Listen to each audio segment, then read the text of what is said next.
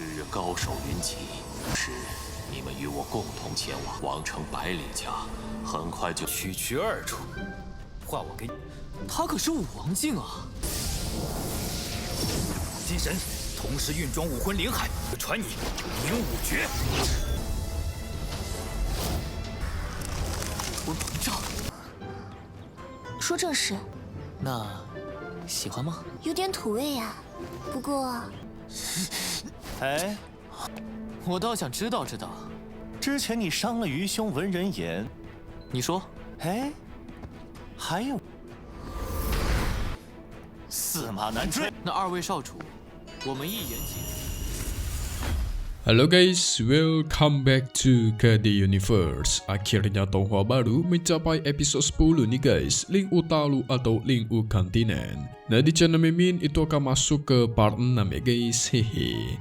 Oke guys, jadi hari ini kita semua bakal melihat si Chen Tian mendapatkan sebuah teknik baru dari Tuan Pedang nih. Wow, teknik baru sepertinya menarik. Kalau berdasarkan part terakhir kita semua sudah melihat Chen Tian bersama keluarganya yang dituduhkan oleh Patriark Sekte Luoxia karena kekuatannya sangat kuat. Tapi apa yang terjadi? Tiba-tiba kakeknya Chen Tian yaitu Chen Zhenan datang melindungi keluarganya guys.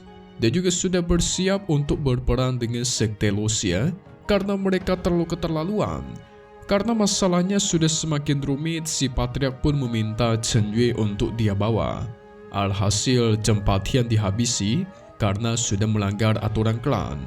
Melihat ayahnya dibantai, Chen Yue murka berjanji 5 tahun lagi akan kembali dan meratakan klan Chen. Sehingga pada akhirnya mereka pun pergi dari sana guys. Setelah itu Chen Fan memutuskan untuk mengundurkan diri menjadi Patriark klan Chen. Mulai sekarang dia berniat ingin berfokus dekat dengan kedua anaknya guys. Dan dengan ini pun kita masuk ke intro ya guys. Hehehe. Chen Tian pun melanjutkan latihannya. Dia bertekad untuk menjadi lebih kuat supaya keluarganya tidak ditindas seperti di pertemuan keluarga kemarin. Ditambah lagi Chen Yue jelas mengatakan dia tuh akan kembali membalaskan dendam guys. Jadi dirinya mesti bersiap. Gak lama dari itu Tuan Pedang muncul dan menduga si Chen Tian ini takut sama Chen Yue. Tebakan dia benar sebenarnya guys. Karena memang Chen Tian khawatir sama si Chen Yue yang merupakan seorang jenius. Jadi kemungkinan besar kalau dia datang lagi pasti akan menjadi semakin kuat dan minimal ranahnya pasti sangat tinggi. Apalagi sekarang dia berada di bawah pengawasan ketua Sekte Luoxia yang memang terkenal sangat kuat.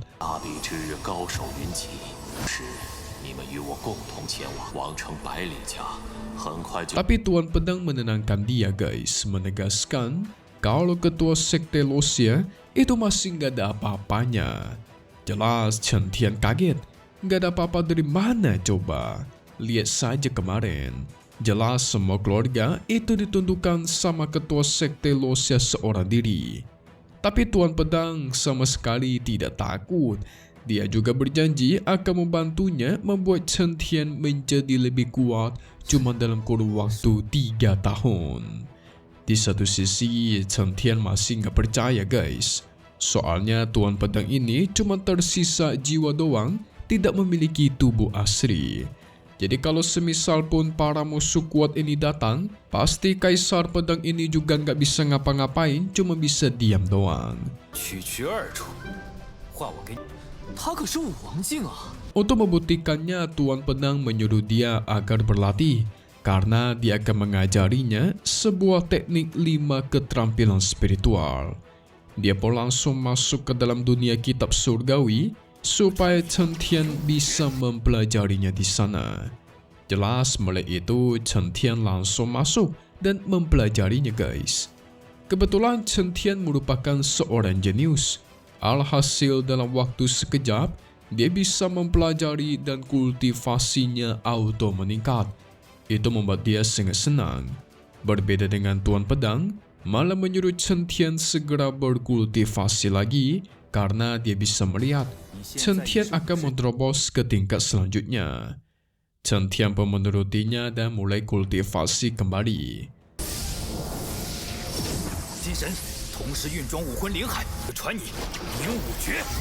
Singkat cerita, 5 jam kemudian, benar aja perkataan sang Tuan Pedang, dia sekarang menerobos ke tingkat selanjutnya guys. Tentu membuat Tuan Pedang ikutan senang dong. Ditambah lagi, sekarang dia sangat yakin nggak bakal ada orang yang bisa menindasnya seperti kemarin, kecuali ketua sekte Losia ya. Dia memberikan gelar dewa spiritual kepada Chen Tian. Chen Tian pun mulai percaya kepada Tuan Pedang dan menyatakan terima kasih. Dia juga berjanji akan membantu sang Tuan Pedang untuk membangkitkan tubuh aslinya. Setelah itu, Chen Tian keluar dari ruang pelatihan. Dia langsung disambut oleh sang kakak yang sudah menunggu. Sang kakak pengen menyatakan terima kasih karena Chen Tian sudah membela keluarganya. Kakak juga meminta tolong kepada dia untuk menemani dia berbelanja di ibu kota. Chen Tian langsung setuju. Pada akhirnya mereka bergegas pergi ke kota. Sesampainya mereka di tengah kota, sang kakak terlihat senang guys. Soalnya udah lama banget dia tuh nggak pernah kesini bersama adiknya Chen Tian. Tapi nggak lama dari itu mereka tiba-tiba mendengar ada sebuah keributan di depannya. Yang ternyata itu adalah Chen Zhan dan juga Chen Nan yang sedang berdebat dengan seseorang yang bernama Ku Feng. Bukan Ling Feng ya guys, Ku Feng nih. Mereka berdua diajak habis-habisan dan diajak bertarung sampai kelihatan kesal mereka. Jelas itu membuat Chen Tian tidak pengen tinggal diam dong. Dia menimpuknya memakai batu dan menegaskan dialah yang akan menggantikan mereka. 说正事，那喜欢吗？有点土味呀。不过， Tentu Chen Zhan dan Chen Nan terkejut kedatangan Chen Tian secara tiba-tiba. Apalagi si Ku Feng. Ku Feng malah mengancam agar nggak usah macam-macam sama dia. Tapi nggak lama dari itu, si kakak pun muncul di hadapan mereka. Dari situlah Ku Feng terkejut dan ketakutan guys. Ku Feng yang tadinya pengen menghajar Chen Tian sampai babak belur, tapi jadi takut karena melihat kakaknya Chen Tian yang sangat kuat. Wen Renfeng yang berada di sebelahnya berusaha menenangkan dia. Dia mencoba menenangkan Chen Tian dengan cara meminta maaf karena sudah mengganggunya. Dan pada akhirnya mereka pun bergegas pergi dari sana. Tapi Chen Zhan sebenarnya masih kurang terima. Soalnya dia dibully habis-habisan oleh mereka guys.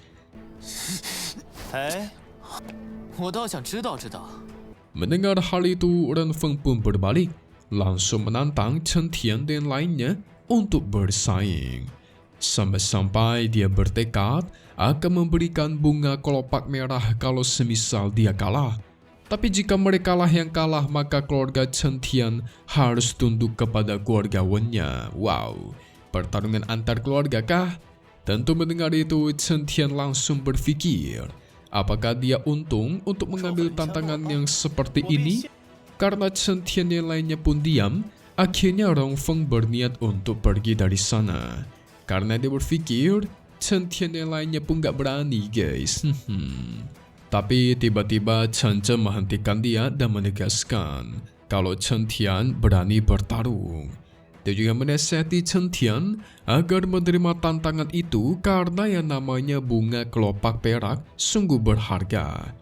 Konon katanya bunga tersebut bisa membantu seseorang untuk menerobos ke tingkat selanjutnya.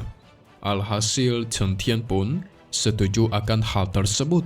之前你伤了愚兄文人言， 你说， 哎，还有一事， Tidak mau kalah, Ku Feng menegaskan dia pengen mengikuti taruhan tersebut.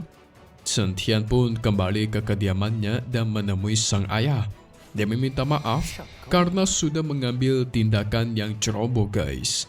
Dan menerima tantangan tersebut karena tantangan tersebut berpotensi mengancam keluarga Chen-nya kalau semisal dia kalah. Tapi sang ayah menenangkan dia karena yang lebih dikhawatirkan oleh sang ayah mungkin aja musuh-musuh ini sedang merencanakan sesuatu yang jahat. 驷马难追。那二位少主，我们别以为我不知道你在打什么主意。 Soalnya konon katanya 300 tahun yang lalu, ketika leluhur keluarga Chen mereka membangun kota ini dan waktu itu menjadi pemimpin, mereka itu menyimpan sebuah harta karun. Nah, kemungkinan orang-orang dari keluarga Wen ini pengen merebut harta karun tersebut dengan cara menggeser keluarga Chen yang berkuasa di kota ini. Tapi karena sang kakek yang masih ada, maka kemungkinan tujuan mereka sekarang itu cuma mengambil harta karun itu saja. Untuk masalah kekuasaan akan diurus nanti. Chen Tian yang mendengar itu memastikan kepada sang ayah kalau dia nggak bakal kalah dalam taruhan ini. Wow, kira-kira harta macam apa yang tersimpan di keluarga Chen ya guys? Apakah Chen Tian akan mendapatkannya di masa depan dan menjadi semakin kuat? Kita tunggu lagi di part 7 Ling Utalu atau episode 11-nya. Di hari biasa ya guys, Senin dan Jumat. Tetapi satu hal yang pasti, cuman di sini, KD Universe. Thank you buat kalian semua nonton dan selalu support channel Mimin. Semoga kalian semua sehat selalu ya. Mimin pamit undur diri dulu. Kita bakal ketemu lagi di video-video selanjutnya. Oke kalau gitu, see you guys.